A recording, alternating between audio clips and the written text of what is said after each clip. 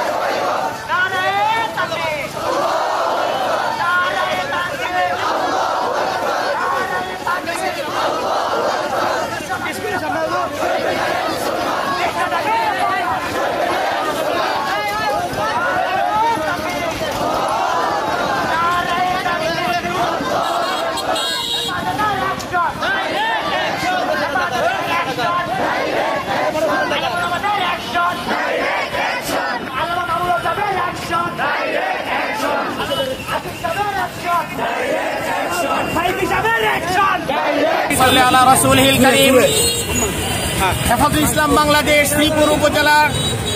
সম্মানিত সভাপতি মুফতি শামীম আহমদ সাহেবের নেতৃত্বে আমাদের প্রিয় নবী জনাবে মুহাম্মদুর রাসূলুল্লাহ সাল্লাল্লাহু আলাইহি ওয়াসাল্লামকে ভারতের মুম্বাইতে কটূক্তি করার প্রতিবাদে আজকে যে মিছিল হয়েছে, আমরা সেই সর্বোচ্চভাবে সেই মিছিলে অংশগ্রহণ করেছি। আজকে যে কর্মসূচি দিয়েছি আমাদের শ্রীপুর থানায়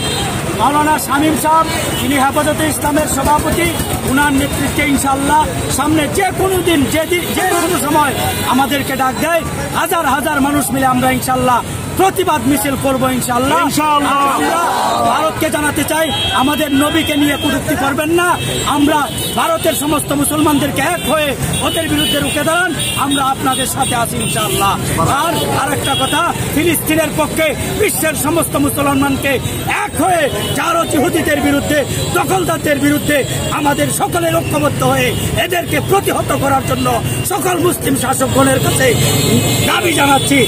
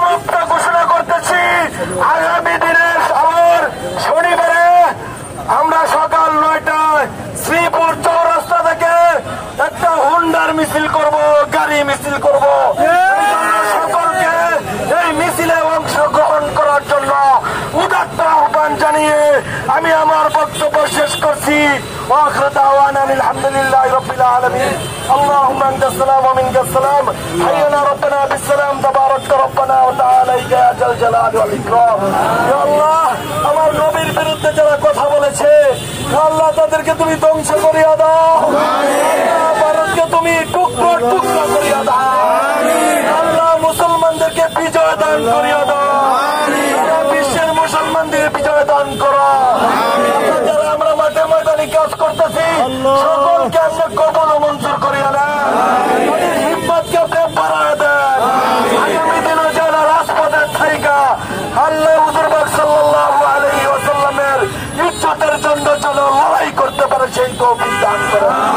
সুবহান রাব্বিকা রাব্বিল ইজ্জাতি আম্মা ইয়াসিফুন ওয়া সালামুন আলাল মুরসালিন ওয়ালহামদুলিল্লাহি রাব্বিল